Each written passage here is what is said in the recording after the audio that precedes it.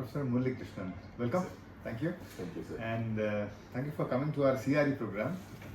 Sir is an expert in sensory processing disorders. He's an occupational therapist by profession, and today he came and spoke about the various games, sensory games, which can be played at home so that children have much of attention, they have the capability to listen to people, and they have the capabilities to get involved. So I request Professor to speak out on some of the games so that our people know about it. Thank you so much, sir, for inviting first, and it's always a pleasure to come to NIPMED. Today I was explaining about the games, what we can do at home as parents, and that will help the children to get the sensory processing going, and it will help them to settle in their day-to-day activities.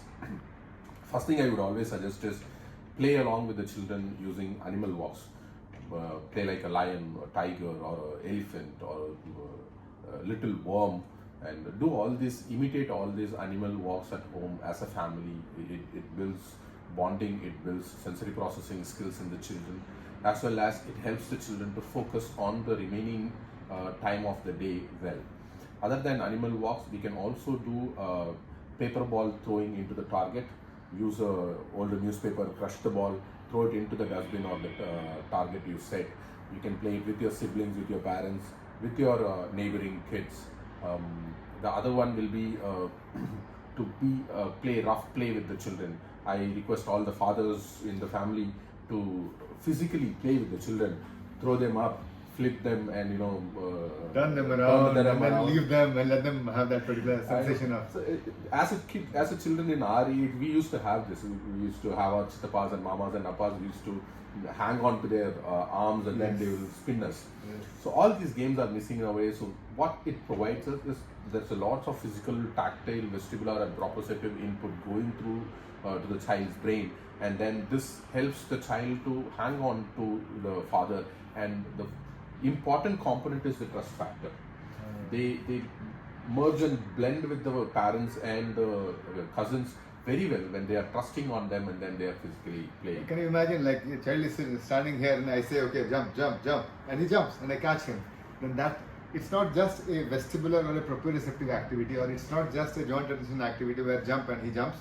It is not just a activity where he follows certain speech commands, Yes. but that trust part which develops, that is irreplaceable actually, that can come only through games. Definitely. When the trust comes, automatically the understanding and following commands and instruction following follows it. So the trust factor is the major component in this factor.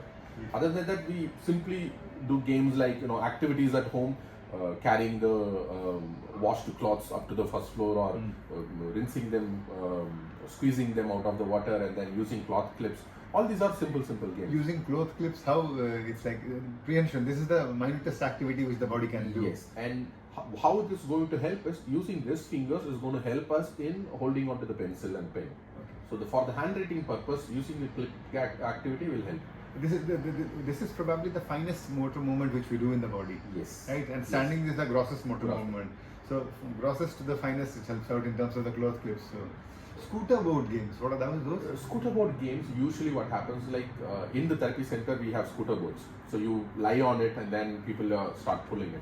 At home or in the town, what we can do is spread the sheet or the big towel, make the child sit on it, Right. hold on to the edges. Then you pull the towel or you pull the bed sheet. So what happens, it becomes like a game where you are dragging the child sitting, and it improves the child's balance. How they are going to hold on to the thing and sit straight, and postural input, everything goes on very The well. blanket ride type of. Blanket riding, yes. Or in the old times they have this tennamatte and what is it, coconut trees. Yes, the leaf leaf thing. of it, yes. You sit on it and people drag you Yes, and yes. go.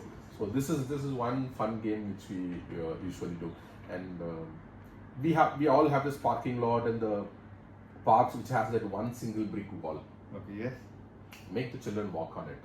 Okay. Elevated ground, Mm. walking on the smaller surface, Right. tandem walking, improves high level of vestibular input as well as postural component. So, So these are some of the games which can be played. And rinsing towels and clothes, how does it help? it improves the grip strength. So you hold on to the towel which is wet and then squeeze it by turning it in the opposite direction. So to squeeze the water completely out, you have to hold on to tight. Your grip Right. strength improves. So which is basically needed for your hand function activities. Nice. So these are a few activities which can be done at home by parents, and that comes from our expert. Thank you, Dr. Mulri. Thank you so much, sir. Thanks a lot.